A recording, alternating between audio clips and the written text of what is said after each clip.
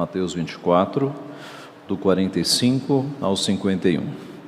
Diz assim a santa, inerrante palavra de Deus. Quem é, pois, o servo fiel e prudente, a quem o Senhor confiou os seus conservos para dar-lhes o sustento a seu tempo? Bem-aventurado aquele servo a quem seu Senhor, quando vier, achar fazendo assim. Em verdade vos digo que lhe confiará todos os seus bens.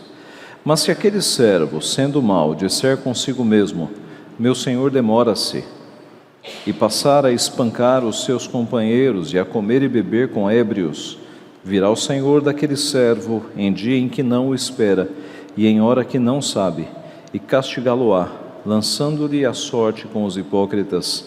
Ali haverá choro e ranger de dentes. Vamos orar mais uma vez.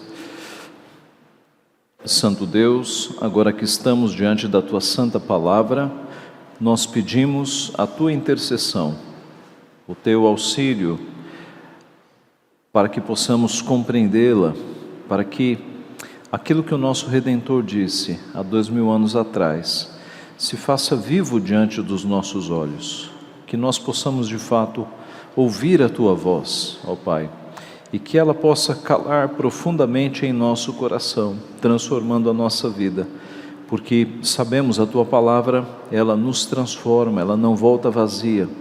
Por isso nós pedimos que o Senhor use o poder da Tua palavra, o poder do Teu Santo Espírito, para que todos nós sejamos, ó Pai, atingidos por este poder nesta manhã. É o que nós pedimos em nome de Jesus. Amém.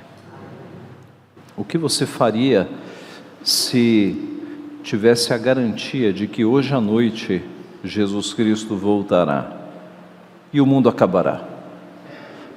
O que você faria se você tivesse a garantia de que hoje à noite Jesus Cristo volta e o mundo acaba? O que você faria? Como seria o teu dia? Pense um pouco. O que você faria?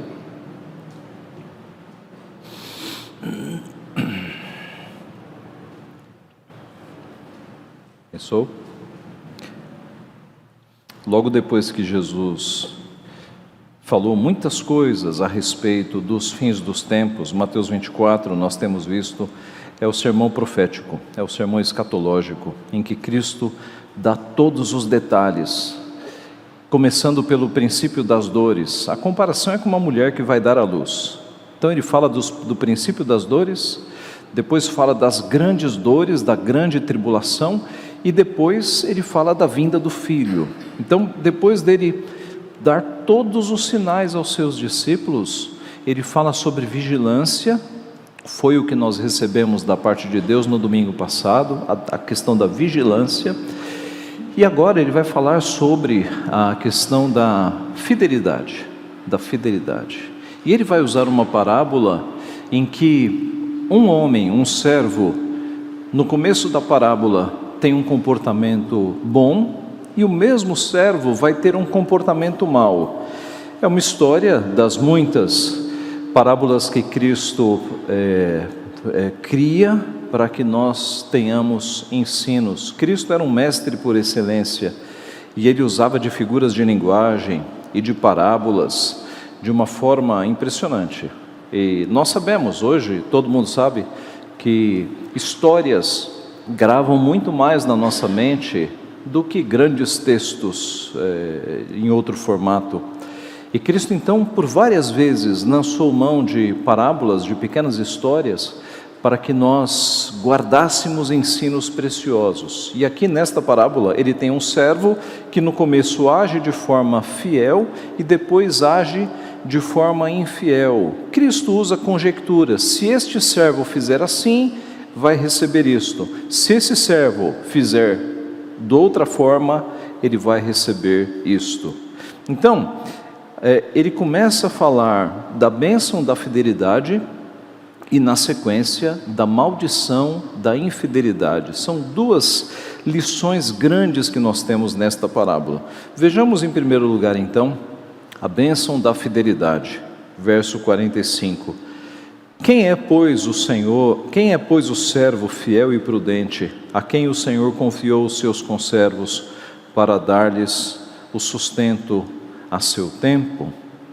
A parábola começa com um senhor nomeando um dos seus escravos para cuidar dos outros enquanto ele sai de viagem. Ele vai sair de viagem, dentre dos seus servos ele escolhe um, para este um cuidar de todos os outros, dando alimentação e tudo o que eles necessitam para fazer os trabalhos.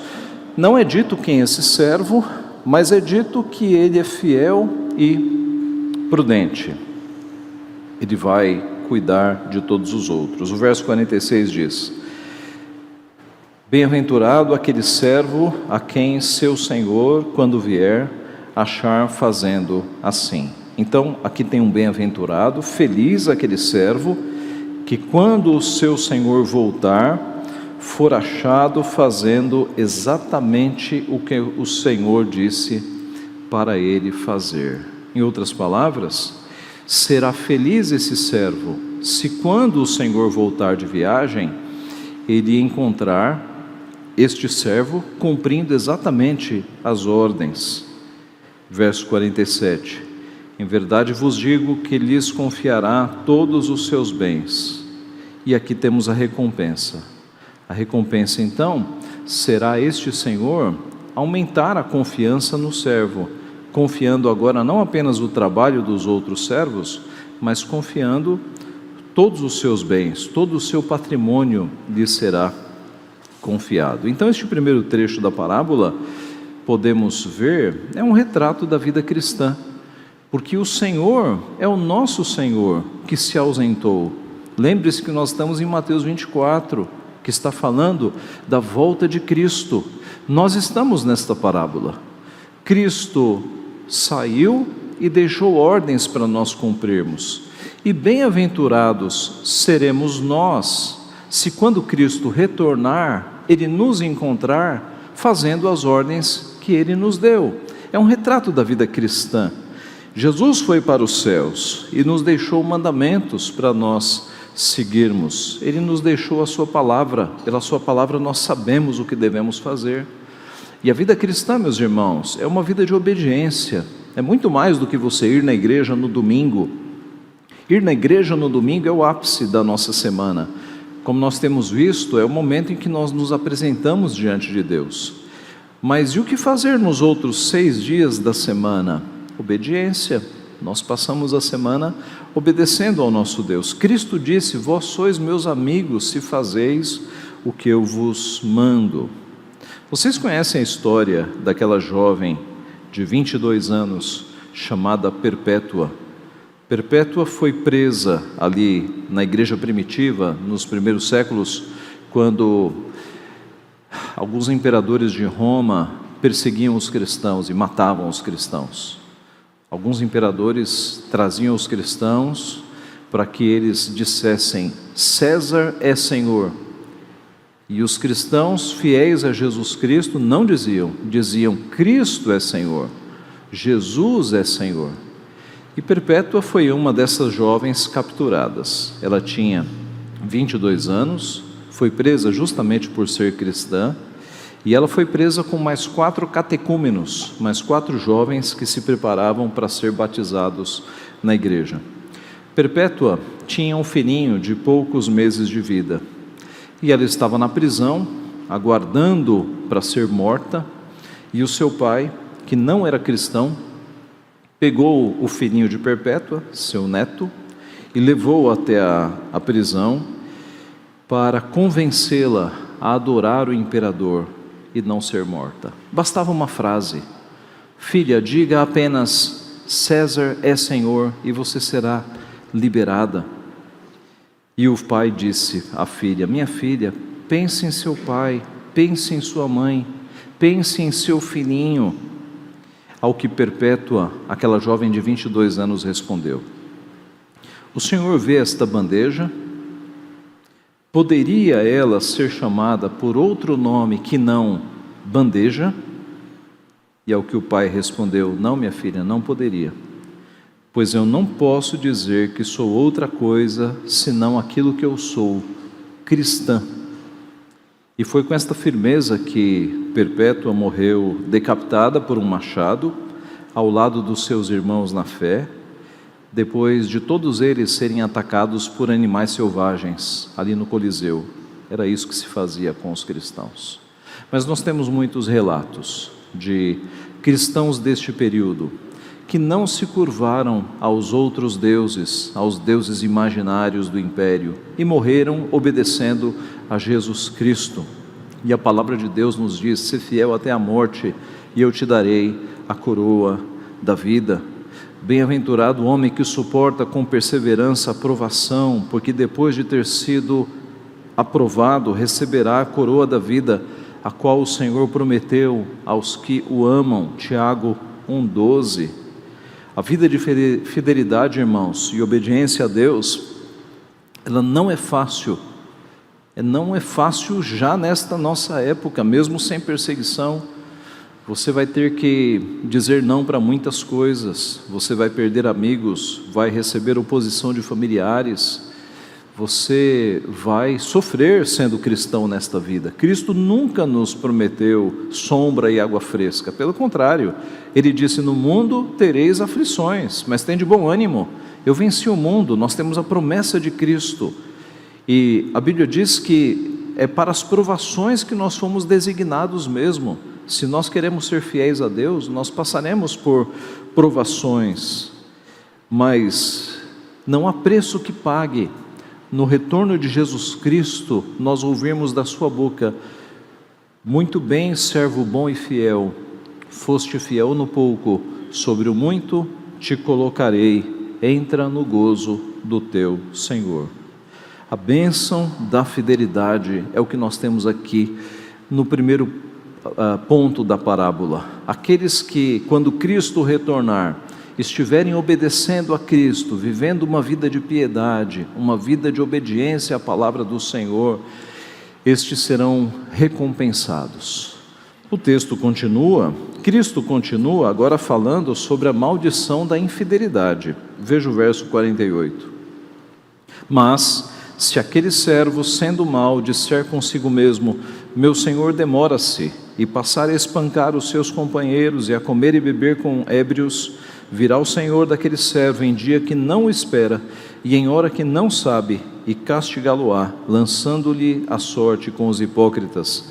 Ali haverá choro e ranger de dentes." Note que o servo é o mesmo, aquele servo. Se aquele servo, ao invés de ser bom, de ser fiel, ele for infiel, ele for mau, ele colherá desta semeadura também.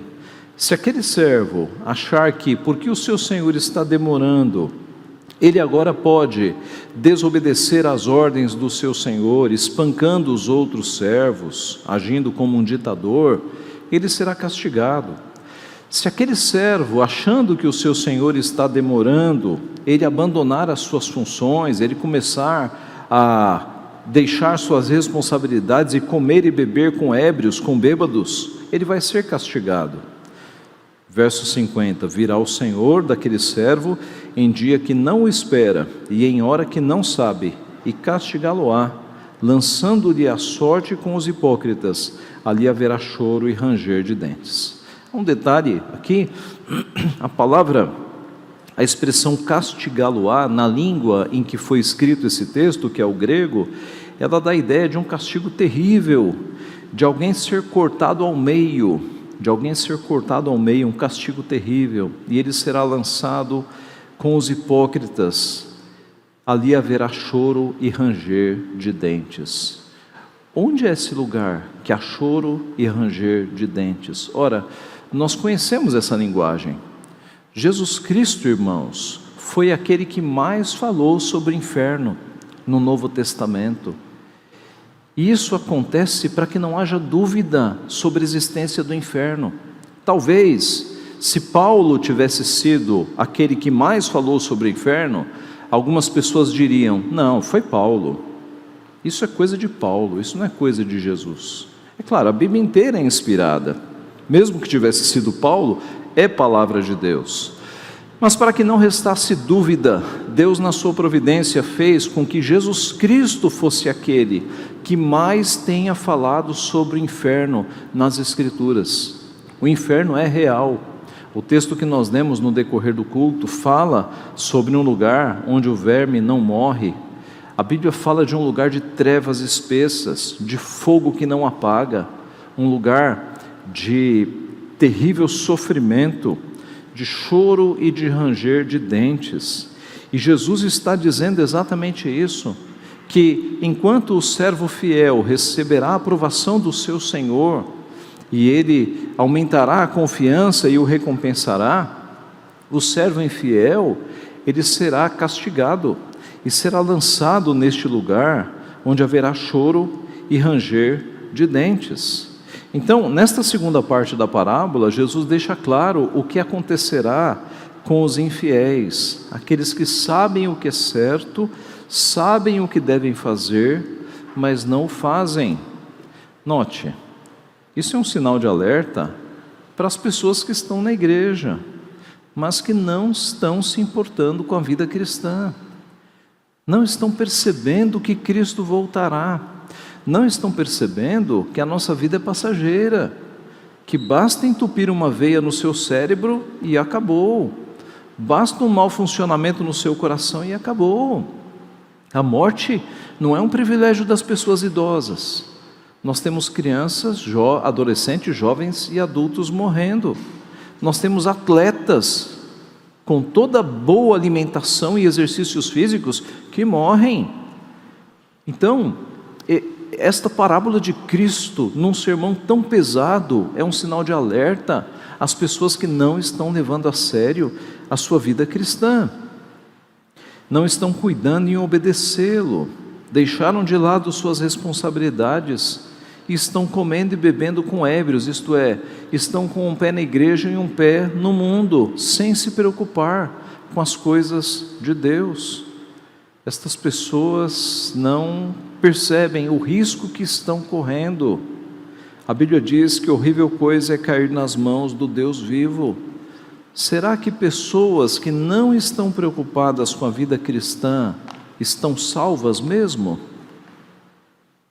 Você acha que só o fato de você vir no domingo na igreja e passar a semana inteira sem se preocupar com Deus te dá salvação?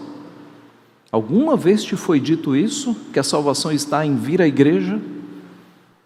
Ou a Bíblia te mostra claramente que a salvação está em crer em Cristo e obedecer os seus mandamentos, amá-lo e obedecê-lo em todos os dias?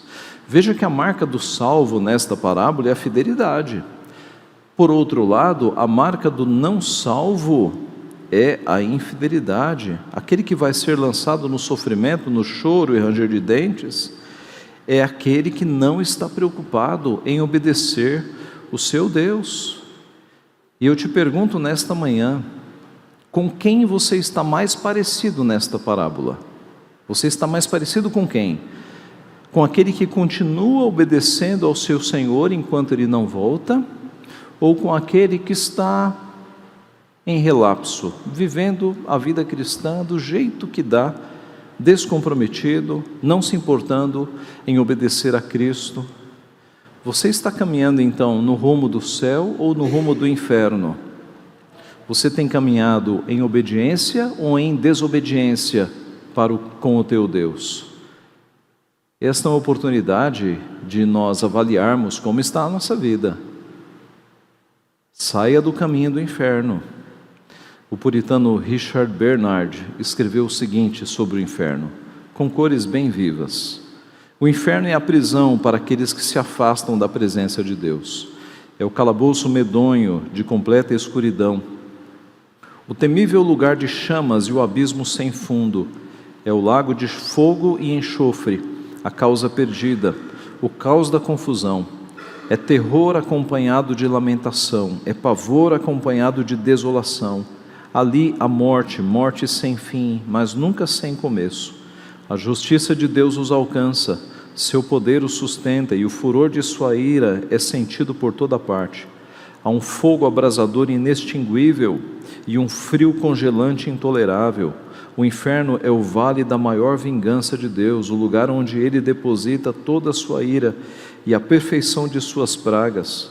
O objetivo do Senhor é exilar almas. Oh, que desgraça há ali com os lamentos de corações desolados, que rios de lágrimas por causa dos tormentos irremediáveis. Seus habitantes vivem em um imenso mar de angústia, em um oceano de calamidade. Fogo, chamas e clarões passam por eles. O verme da consciência os devora interiormente.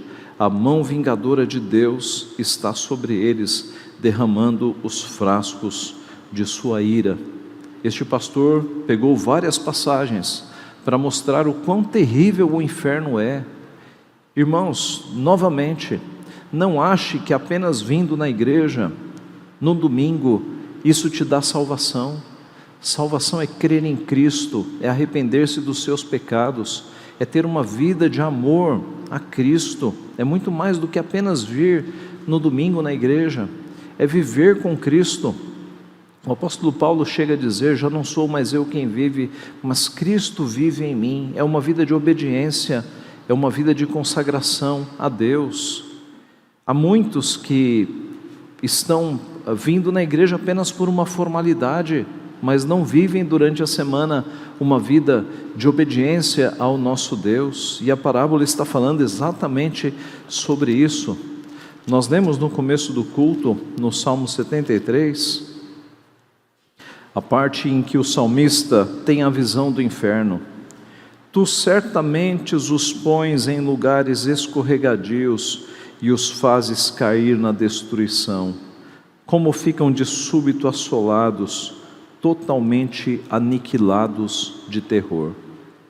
Nestes poucos segundos de visão que o salmista Asaf teve, ele percebeu a humilhação. Tu os colocas em lugares escorregadios. As pessoas não paravam em pé na visão de Asaf, e eles estavam ali assolados, aniquilados de terror. As pessoas no inferno estão surpresas. Os ateus surpresos porque passaram a vida inteira achando que não havia céu nem inferno. Os ímpios, aqueles que vivem uma vida na carne, no mundo mesmo, estão surpresos no inferno porque nunca acreditaram nos crentes, nunca acreditaram na palavra de Deus. Mas haverá ali no inferno também aqueles que frequentaram igrejas, mas frequentaram por uma mera tradição, sem viver uma vida com Deus. E Jesus em Mateus 7,22 diz: muitos naquele dia me dirão: Senhor, Senhor, em teu nome não fizemos milagres? E eles citam mais algumas obras e Jesus responde: nunca vos conheci, apartai-vos de mim os que praticais a iniquidade.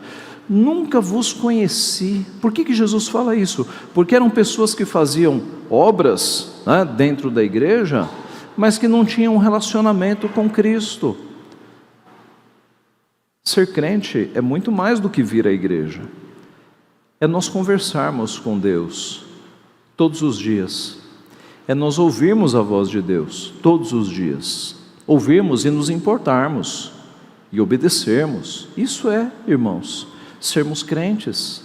Então, se você não tem feito isso, cuidado, porque o inferno é uma realidade, e o inferno é terrível, e as descrições bíblicas para o inferno são terríveis. Eu nunca faço isso, mas me permitam, eu vou ler um texto mais longo de um puritano chamado Lewis Bailey, e alguns já leram o livro dele, A Prática da Piedade. Lewis Bailey, juntando textos bíblicos sobre o inferno, ele faz uma descrição um pouco mais longa do que o outro puritano. Atente. Ele vai dizer aqui, ele vai fazer um relato aqui, com bastante realismo, do que acontecerá com aqueles que estiverem prestes a entrar no inferno. Os salvos, quando eles estão no limiar de se encontrar com Deus, podemos pensar em Estevão. Estevão é bem este momento. Estevão sendo apedrejado, E naquele limiar entre a vida física e a vida eterna, ele vê o céu se abrindo e ele vê Cristo assentado à direita de Deus Pai. Qual será a sensação daqueles que estiverem no limiar entre a morte física e a morte eterna? Lewis Bailey faz uma descrição. Enquanto ele é assim intimado a comparecer às grandes sessões do tribunal divino, eis que outra sessão de julgamento o entrega à prisão. Neste tribunal, a razão se assenta, desempenhando a função de juiz. O diabo apresenta uma lista de acusações tão comprida quanto aquele livro ou rolo de Zacarias. Nesta lista são alegadas todas as más ações que você cometeu e todas as boas ações que você não fez, e todos os juízos e maldições devidos a todo o pecado. Sua própria consciência vai acusá-lo, sua memória vai lhe dar amarga prova, e a morte está no tribunal, pronta como um fiel executor para despachá-lo. Se você mesmo vai se condenar desta forma, como escapará da justa condenação de Deus, que conhece todos os seus delitos melhor do que você? Bem que você gostaria de tirar da sua mente a lembrança das suas más ações que o inquietam, porém, elas fluem mais rapidamente para dentro da sua memória, e não serão postas fora, mas sim bradarão para você: nós somos as suas obras e vamos seguir você. Agora os demônios que vêm do inferno para buscar a sua alma começam a lhe aparecer e ficam esperando para pegá-la e levá-la embora, tão logo ela deixa o corpo. A alma gostaria de permanecer no corpo, mas sente que ele começa a morrer gradativamente e que está prestes a desabar sobre a sua cabeça como uma casa em ruínas. A alma está com medo de sair por causa daqueles cães de caça do inferno que a esperam. Ela que gastara tantos dias e tantas noites em passatempos vãos e ociosos, agora daria o mundo inteiro, se fosse seu, pela demora de mais uma hora, para que tivesse tempo de se arrepender e ser reconciliada com Deus. Contudo, isso não pode acontecer, porque o seu corpo, que se juntava a ela em suas ações pecaminosas, agora está inteiramente inepto para se juntar a ela no exercício do arrependimento. E é preciso que o arrependimento seja do homem todo. Agora ela vê que todos os seus prazeres se foram como nunca tivessem existido, e que agora só lhe restam tormentos que nunca terão fim. Quem pode expressar suficientemente o seu remorso pelos seus pecados, a sua angústia pela presente miséria e o seu terror pelos seus tormentos futuros? A alma aflita se vê desolada desta forma e completamente destituída de amigos, ajuda e consolo. Sabendo que dentro de uma hora terá de estar no meio dos sofrimentos eternos, ela se retira para o coração, que de todos os membros é o primeiro que vive e o último que morre. Faz então esta dolente lamentação consigo mesma: que miserável patife eu sou! Como me envolvem as angústias da morte, como me apavoram as torrentes de Belial. Na verdade, os laços da primeira e da segunda morte logo me apanham de vez. Quão inesperadamente a morte se insinuou de forma imperceptível, grau após grau, assim como o sol, que os olhos não percebem que se move, apesar de se mover velozmente. Como a morte descarrega sobre mim o seu rancor sem piedade. O Deus da misericórdia me abandonou completamente, e o diabo, que não conhece misericórdia alguma, está à espera para me levar. Quantas vezes eu fui advertido deste doloroso dia pelos fiéis pregadores da palavra de Deus, e eu só zombava disso. Que proveito eu tenho agora de todo o meu orgulho, de uma bela casa, de roupas brilhantes, em que deu o gostoso sabor de todos os meus deliciosos manjares? Todos os bens terrenos que eu juntei com tanto zelo, eu agora daria por uma boa consciência que relaxadamente negligenciei. E que alegria sobra agora de todos os meus gozos carnais de antes, nos quais eu ponho o meu maior prazer. Aqueles todos eram apenas sonhos enganosos, e agora estão no passado, como sombras que se desvanecem. Contudo, só em pensar nas dores eternas que terei de suportar, por aqueles curtos prazeres, me dói como o inferno antes de eu entrar nele. Todavia, com justiça confesso, tenho sido tratado como mereço, pois quantas bênçãos recebi. Fui criado à imagem de Deus, como uma alma racional, capaz de julgar por mim mesmo o meu estado. A misericórdia me foi oferecida tantas vezes, e sendo instado a recebê-la, eu negligenciei a graça de Deus, preferindo os prazeres do pecado ao cuidado religioso de agradar a Deus. Vivi licenciosamente o meu curto tempo, sem considerar as contas que eu terei de prestar no fim definitivo. E agora, juntando todos os prazeres da minha vida, eles não se equiparam nem a mínima parte das dores que agora sofro. As minhas alegrias foram apenas momentâneas, e elas se foram antes de eu desfrutá-las mais um pouco. As minhas misérias são eternas e jamais terão fim. Oh, quanto tempo consumi com práticas vis! Se tão somente eu tivesse passado esse tempo lendo as Escrituras, ouvindo os sermões, recebendo a comunhão, chorando por meus pecados, jejuando, vigiando, orando, preparando a minha alma, para agora poder partir, firmado na segura esperança da salvação eterna. Oh, se agora eu pudesse recomeçar a minha vida, como eu desprezaria o mundo e as suas vaidades, quão religiosamente, com que pureza eu levaria a minha vida, como eu frequentaria a igreja e santificaria o dia do Senhor. Se Satanás me oferecesse todos os tesouros, prazeres e promoções deste mundo, ele nunca me instigaria a esquecer os terrores desta terrível hora final. Ó corrupta carcaça, porém, ó podridão repugnante, como o diabo nos ilude, e como servimos e enganamos uns aos outros, e atraímos veloz condenação sobre nós.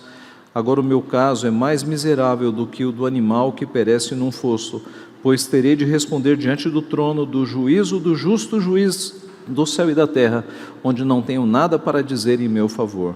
E esses iníquos que têm o segredo de todos os meus delitos vão me acusar, e eu não posso me desculpar, o meu próprio coração já me condena.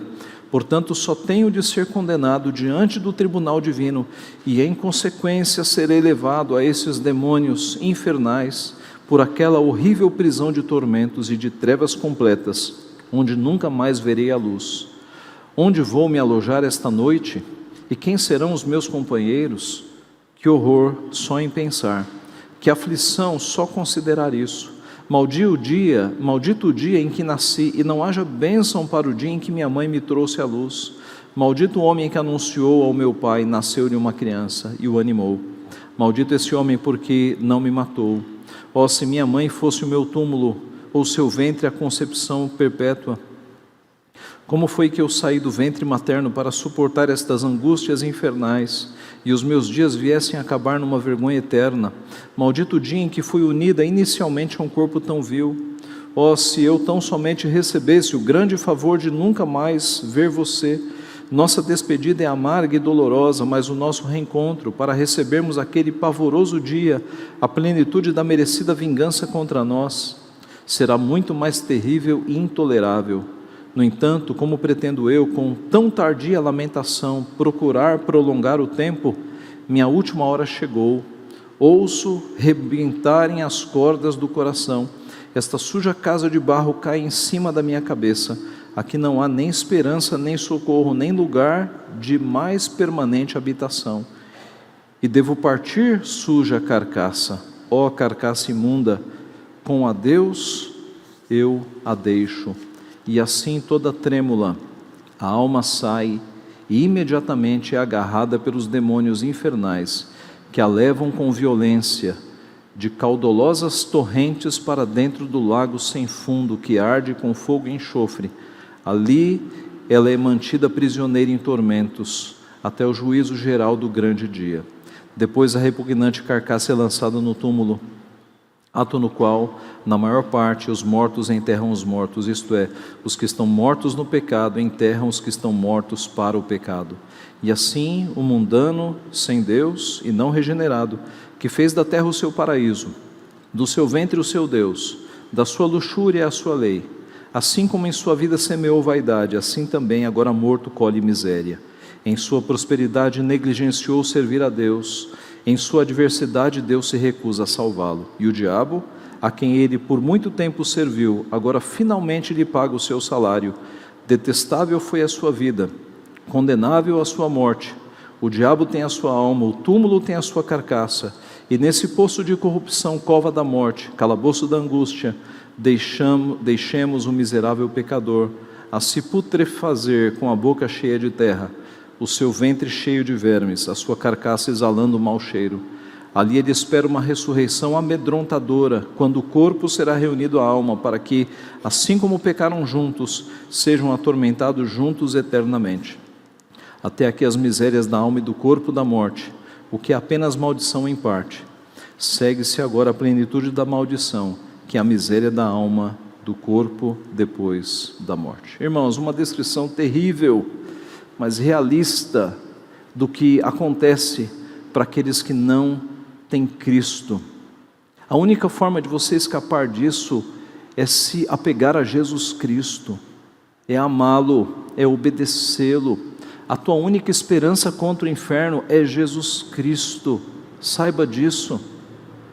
Eu perguntei no começo, o que você faria se você tivesse a garantia de que hoje à noite tudo acabará e Cristo voltará? O que você faria? Pessoas sem Deus, nós sabemos o que fariam. Alguns filmes mostram isso. Eles sairiam fazendo loucuras, tentando satisfazer todas as coisas da sua carne que não conseguiram satisfazer durante a vida. Eles passariam o dia fazendo loucuras. Pessoas sem Deus.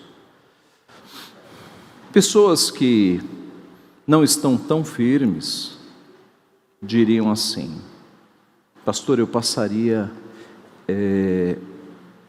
o resto do dia em oração, em consagração. Note, você já vai entender. Pessoas que já perceberam que a vida cristã é uma vida de constância, diriam: pastor, eu mudaria pouca coisa do que eu tenho feito. Eu mudaria pouca coisa. Note, se você está numa vida de poucas responsabilidades com Deus, você vai pensar nisso: eu passaria o resto do dia em oração. Mas se você já está numa vida de maturidade cristã, em que é normal você viver com Deus, você mudaria pouca coisa, pouca coisa. Se Cristo voltasse agora, no próximo minuto, como está a tua vida? Você precisa de uma tarde de oração para se santificar? Você precisa passar o dia em oração para corrigir a sua vida? Percebe como essa resposta de eu passaria o dia em oração parece que é para compensar a falta de consagração. Se você já está numa vida de maturidade, obedecendo a Deus, seguindo os caminhos de Deus, você está preparado que Cristo venha no próximo minuto, ou que Ele me leve no próximo minuto. Agora, se você não tem seguido uma vida de maturidade cristã, aí você precisa desses arroubos de eu passaria a tarde e a noite orando, jejuando, como que mudando todo o teu curso, porque você naturalmente não passa a tarde e a noite orando e jejuando, percebe? A maturidade cristã, meus irmãos, está neste servo bom e fiel aqui, que quando Cristo voltar, vai encontrá-lo obedecendo os seus mandamentos. Uma vida de constância, uma vida de constância. Tem muito crente, tem muita gente que entra na igreja e tem aquelas conversões relâmpago, não é? Aí no dia seguinte eu sou crente. Aí fica de um jeito tão radical que ninguém aguenta, porque é o mais crente de todos no mundo. E adivinha, 3 meses o fogo abaixa, fogo de palha. E às vezes a pessoa sai da igreja. Já vimos isso aqui algumas vezes, não é? Agora, a vida cristã amadurecida, constante, ela é como nós sabemos, né? Todos os dias, sem arroubos de grande santidade, fazendo ali o básico, todos os dias, orando, falando com Deus, ouvindo a voz de Deus, todos os dias. Essa é a casa construída na rocha. É diferente da casa construída na areia. A casa construída na rocha, ela é firme. Quando vêm as tempestades, a casa não cai. Agora veja, cavar areia é fácil, muito fácil cavar areia. Agora, cavar rocha, cavar pedra, terreno com pedra, é difícil. É todo dia, é todo dia. Mas é aí que a casa vai ficar firme, na rocha. Então, não tem arroubos de santidade, eu vou jejuar o resto da semana, eu vou fazer o...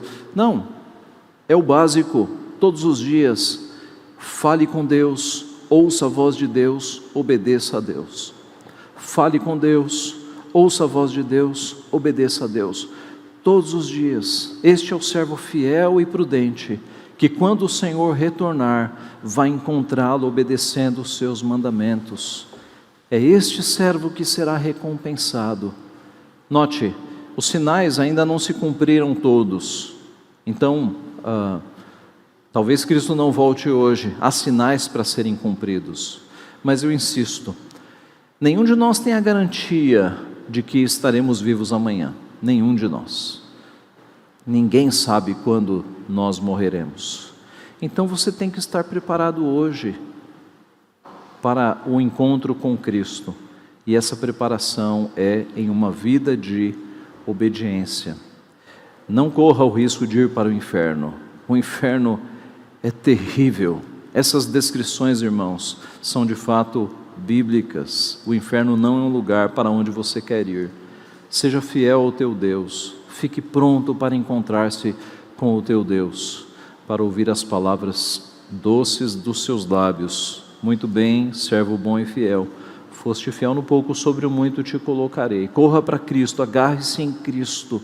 Tenha confiança e a certeza da vida eterna. Que Deus assim nos abençoe. Amém.